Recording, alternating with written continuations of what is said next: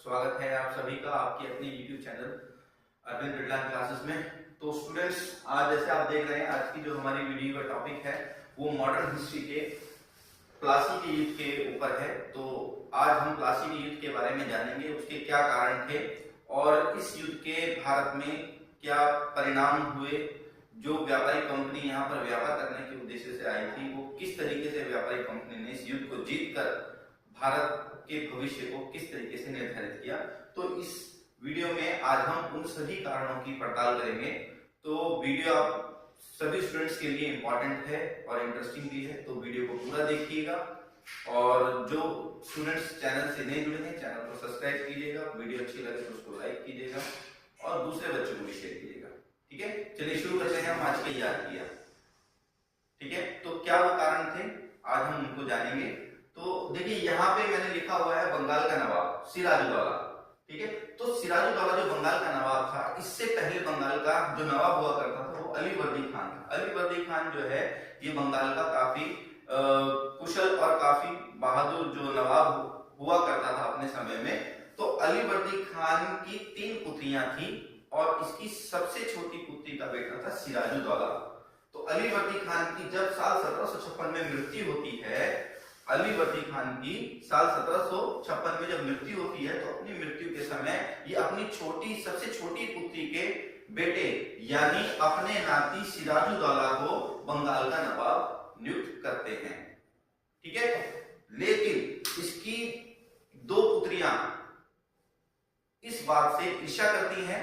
उनकी एक पुत्री का बेटा है शौकत जंग और एक पुत्री जो घसीटी बेगम है, वो भी इस बात से ईर्ष्या करती है कि सिराजुद्दौला को गद्दी नहीं मिलनी चाहिए और सिराजुद्दौला के खिलाफ वो षड्यंत्र जो है करना शुरू कर देती हैं, ठीक है। तो अलीवर्दी खान की मृत्यु के बाद सिराजुद्दौला जो है बंगाल के नवाब बनते हैं। लेकिन सिराजुद्दौला जब बंगाल के नवाब बनते हैं, तब अंग्रेज बंगाल में इन्होंने अपनी व्यापारिक स्थिति को धीरे धीरे मजबूत करना शुरू कर दिया था। तो वहां कुछ ऐसे कारण थे जिसने सिराजुद्दौला को अवेयर किया कि वो अंग्रेजों को मजबूत होने से रोके, ठीक है। जिसकी वजह से सिराजुद्दौला और अंग्रेजों के बीच में कुछ संघर्ष होते हैं। तो कौन कौन से संघर्ष के कारण थे, हम उनकी पड़ताल करेंगे। जैसे पहला कारण क्या था कि अलीवर्दी खान द्वारा अंग्रेजों के खिलाफ दी गई चेतावनी। सिराजुद्दौला को अलीवर्दी खान ने चेतावनी दे दी थी कि अंग्रेजों को मजबूत होने नहीं देना है, क्योंकि अगर उनको मजबूत होने दिया तो वो आपको इस देश से बाहर निकाल देंगे। जिसकी वजह से सिराजुद्दौला इस बात को लेकर काफी अवेयर था कि अंग्रेजों की ताकत को मजबूत होने नहीं देना है, ठीक है। तो ये एक सबसे बड़ा संघर्ष का कारण था सिराजुद्दौला और अंग्रेजों के बीच में। दूसरा कारण है सिराजुद्दौला के जो विरोधी थे, जैसे राजवल्लभ और कृष्णवल्लभ, ये सिराजुद्दौला के विरोधी थे और इन्होंने सिराजुद्दौला के राजकोष में बहुत बड़ी गड़बड़ी की थी। इन दोनों विरोधियों को, राजवल्लभ और कृष्णवल्लभ को, अंग्रेजों ने अपने यहाँ कलकत्ता में शरण दे रखी थी। जब सिराजुद्दौला ने इनकी वापसी की डिमांड की, तो अंग्रेजों ने साफ तौर पर मना कर दिया कि हम इन्हें आपको नहीं लौटाएंगे। जिसकी वजह से सिराजुद्दौला इनका, अंग्रेजों का जो है वो विरोधी हो गए।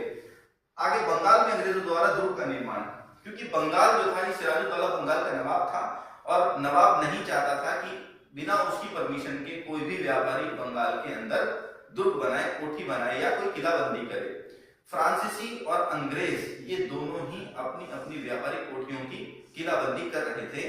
तो सिराजुद्दौला के कहने पर फ्रांसीसी तो मान गए, उन्होंने अपनी किलेबंदी करनी बंद कर दी। लेकिन अंग्रेज जो थे वो फिर भी जो है अपनी व्यापारिक कोठियों की किलेबंदी कर रहे थे, जिसकी वजह से सिराजुद्दौला उनसे काफी नाराज चल रहा था।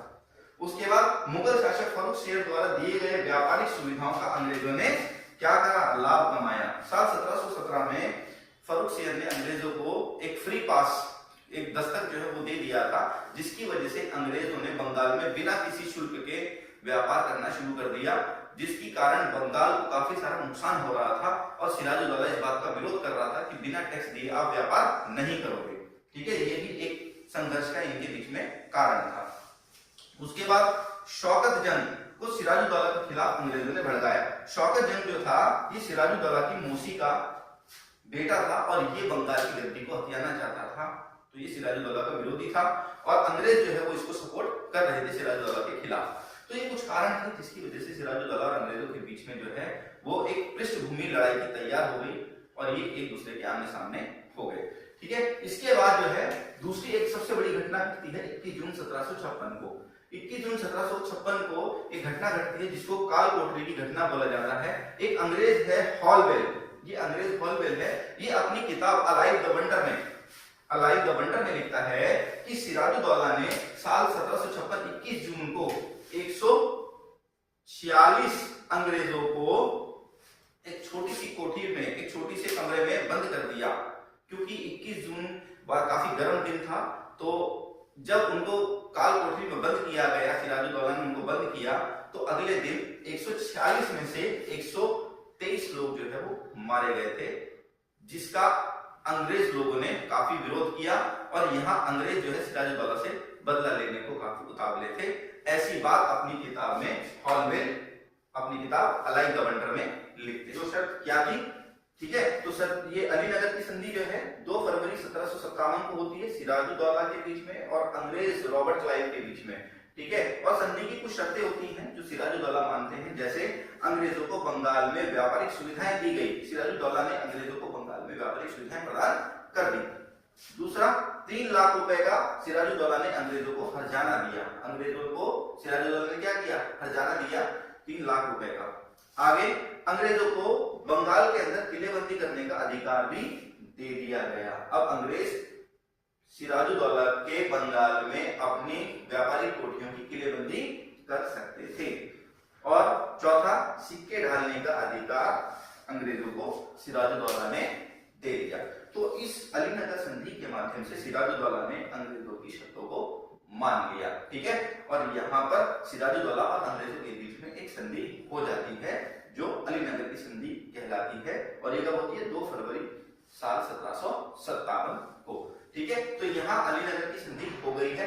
लेकिन जो रॉबर्ट क्लाइव था वो इस संधि से खुश नहीं था। उसका मानना था कि वो पूरे बंगाल को अपने कैप्चर में करना चाहता था और सिराजुद्दौला को यहाँ से हटाना चाहता था और बंगाल पर अपना प्रभुत्व जमाना चाहता था।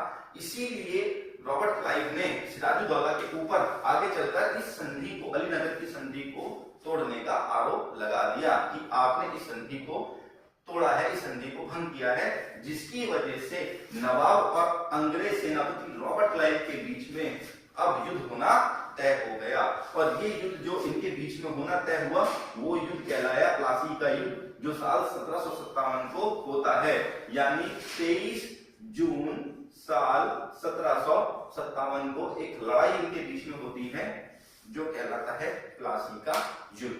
क्योंकि सिराजुद्दौला को ये संदेह था कि उसका सेनापति मीर जाफर जो है वो अंग्रेजों से मिला हुआ है। तो सिराजुद्दौला ने मीर जाफर को कई बार समझाने की कोशिश की कि आप हमारे साथ मिलकर इस युद्ध में भाग लें और युद्ध में जो है हमारी जीत अवश्य होगी। लेकिन सिराजुद्दौला को मीर जाफर ने यही यकीन दिलाया कि वो उसके साथ है, परंतु मीर जाफर को अंग्रेजों ने अपनी तरफ मिला रखा था, इस लालच से कि सिराजुद्दौला को हटाने के बाद बंगाल का नवाब मीर जाफर को अंग्रेजों के द्वारा बनाया जाएगा और अंग्रेजों की तरफ से मीर जाफर जो है वो सिराजुद्दौला के खिलाफ युद्ध में हो गया। ठीक है, तो 23 जून 1757 को सुबह 9 बजे ये युद्ध शुरू होता है, बंगाल में प्लासी का युद्ध।